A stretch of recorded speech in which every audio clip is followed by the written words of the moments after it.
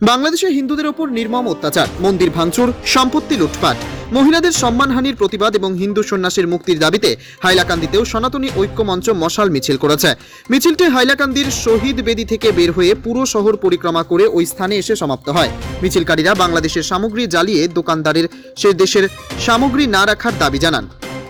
মিছিলে সনাতনী ঐক্য মঞ্চের বিশিষ্ট পদাধিকারীরা সহ হাইলাকান্দি বিজেপির কার্যকর্তারা উপস্থিত ছিলেন। হাইলাকান্দি থেকে সৌরজিৎ ধরের প্রতিবেদন, গণ আওয়াজ। যে সংখ্যালঘু বা হিন্দুর উপর যে নির্যাতন চলছে, এই নির্যাতনের ধিক্কার জানানোর কর্মসূচি আমাদের অনবরত চলে যাচ্ছে। আমাদের প্রথম হয়েছিল যে বাংলাদেশের বর্ডারে গিয়ে আমরা বিক্ষোভ প্রদর্শন করেছিলাম সুতারকান্দিতে, তখন থেকেই আমাদের চলে আসছে। আমাদের আজকে নিয়ে হলো গিয়া 4 নম্বর প্রোগ্রাম আজকে হয়েছে।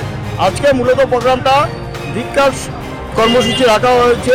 এটা আজকের দিনে রাখার কারণ হলো গিয়া 1971 সালে 16ই ডিসেম্বর বাংলাদেশ স্বাধীন হয়েছিল। সেই বাংলাদেশ স্বাধীন করতে গিয়ে ভারতের প্রায় 3000 সৈন্য বলিদান দিয়েছিল, সৈন্য বলিদান হয়েছিল। সেই জন্য আমরা প্রথমত এটাকে আমরা মানে গৌরব দিবস হিসাবে আমরা ভারতবর্ষে পালন করে থাকি। কিন্তু বাংলাদেশে যে সংখ্যালঘু নির্যাতন চলছে তাদেরকে আমরা ধিক্কার জানানোর জন্য আমরা এই ধিক্কার কর্মসূচি নিয়েছি।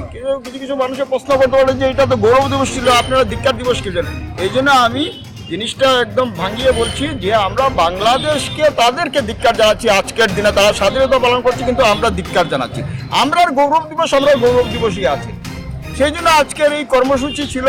আমাদের প্রথম ছিল যে আমাদের একটা সভা হয়েছে। আমরা সভাতে আমরা রশিদ বরণ চক্রবর্তী শিলচর থেকে এসেছিলেন, তিনি দিয়েছেন, বক্তব্য রেখেছেন সবার কাছে। আর পরদিকে ছিল আমাদের মশাল মিছিলে যে উপস্থিতি মানে খুব বেশি উপস্থিতি, আপনার বিষয়ে আপনি কি বলবেন? আমাদের সব হাইলাকান্দি, বিশেষ করে হাইলাকান্দির যে আমার সনাতনী ধর্মাবলম্বীর মানুষ আছে, যে যারা আমাদের ডাকে সাড়া দিয়ে এসেছেন, ওদের সবাইকে অসংখ্য ধন্যবাদ। আগামী দিনেও আমাদের আরও কার্যক্রম থাকবে যতদিন পর্যন্ত বাংলাদেশে হিন্দু নির্যাতন বন্ধ না হবে আর চিন্ময় দাসের মুক্তি যতদিন পর্যন্ত না হবে, আমাদের অবিরাম আমাদের এইভাবে আপনার কার্যসূচি থাকবে। আর আমি ভারত সরকার কাছে অনুরোধ করছি যে খুব তাড়াতাড়ি যেন বাংলাদেশের যে হিন্দু নির্যাতন চলছে তার একটা ব্যবস্থা নেওয়ার জন্য বাংলাদেশ সরকারের উপর চাপ সৃষ্টি করুক, বা যাই কিছু করুক, ডিপ্লোমেসি দিয়ে যা কিছু করুক কেন একটা সরকার চট করে একটা দেশের উপরে আক্রমণ করতে পারে না। এখানের মধ্যে প্রচুর ফারাক আছে, আমরা নিজেরা বুঝতে পারি না যে চট করে বলে ভারতবর্ষ কিছু করছে না কি জন্য। এটার মধ্যে প্রচুর ডিপ্লোমেসি আছে। এই জন্য তাদের আমরা যে ধিক্কার কর্মসূচিটা চলবে, যাতে আমরা প্রান্ত থেকে আমাদের আসবে যে কর্মসূচি নেব, এই কর্মসূচি অনুযায়ী চলবে। আমি হাইলাকান্দি